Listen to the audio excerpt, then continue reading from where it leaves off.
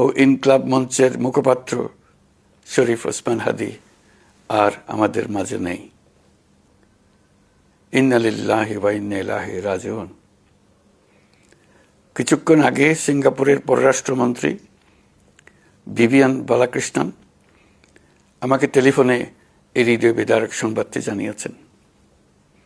ফেসিবাদ ও আধিপত্যবাদ বিরোধী সংগ্রামের এই অমর সৈনিককে মহান রব্বুল আলামিন শহীদ হিসেবে কবুল করুন, এই দোয়া করি। আমরা সবাই মিলে এই দোয়া করি। শরীফ ওসমান হাদীর এই অকাল মৃত্যুতে আমি গভীর শোক ও দুঃখ প্রকাশ করছি। তার প্রয়াণ দেশের রাজনৈতিক ও গণতান্ত্রিক পরিসরে এক অপূরণীয় ক্ষতি। আমি তার রুহের মাগফিরাত কামনা করছি এবং শোক সন্তপ্ত স্ত্রী, পরিবারের সদস্যবৃন্দ, স্বজন ও সহকর্মীদের প্রতি গভীর সমবেদনা জানাচ্ছি। শহীদ ওসমান হাদীর স্ত্রী ও একমাত্র সন্তানের দায়িত্ব সরকার গ্রহণ করবে। শহীদ শরীফ ওসমান হাদীর অকাল মৃত্যুতে আগামী শনিবার একদিনের রাষ্ট্রীয় শোক ঘোষণা করছি।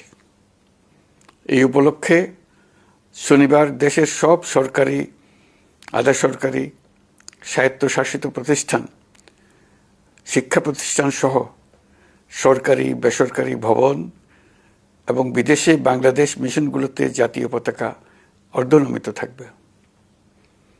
একই সাথে আগামীকাল শুক্রবার বাদ জুমা দেশের প্রতিটি মসজিদে শহীদ ওসমান হাদীর রুহের মাগফিরাত কামনায় বিশেষ দোয়া ও মোনাজাতের আয়োজন করা হবে।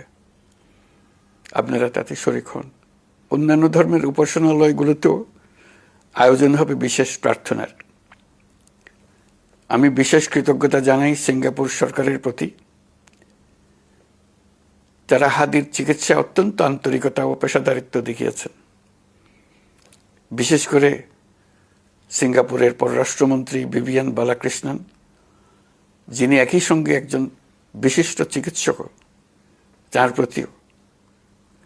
তিনি নিজে হাদীর পরিচর্যা করেছেন, আমাকে নিয়মিত চিকিৎসা সম্পর্কে খোঁজখবর দিয়েছেন।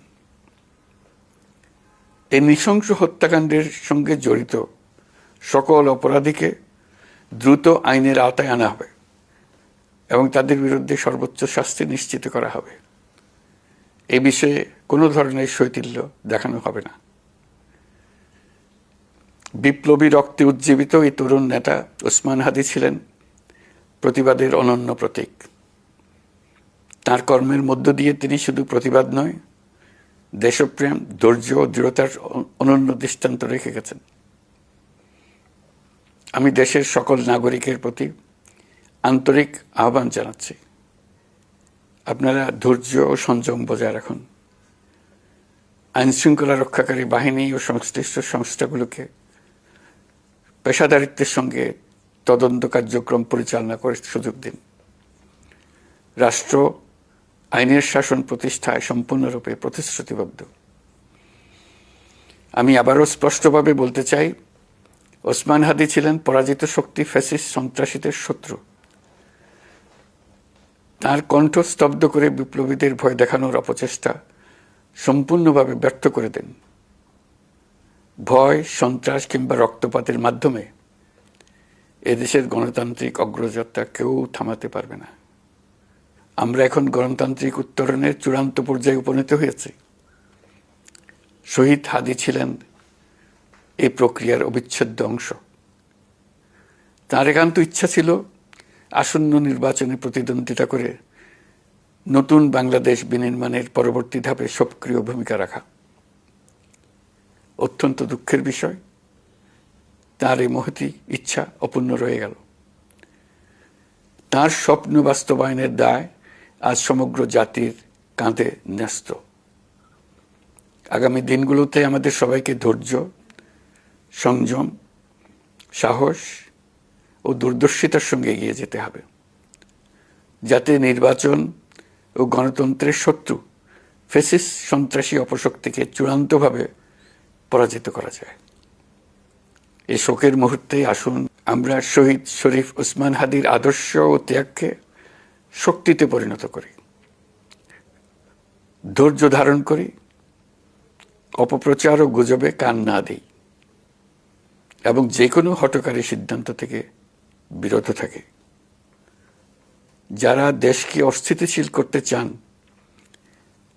তাদের ফাঁদে পা না দিয়ে আসুন আমরা সবাই ঐক্যবদ্ধভাবে গণতন্ত্র, ন্যায় বিচার ও গণমানুষের অধিকার প্রতিষ্ঠার পথে অবিচল পদক্ষেপে এগিয়ে যাই। এটাই হবে শহীদ হাদির প্রতি আমাদের প্রকৃত শ্রদ্ধা। আল্লাহ হাফেজ।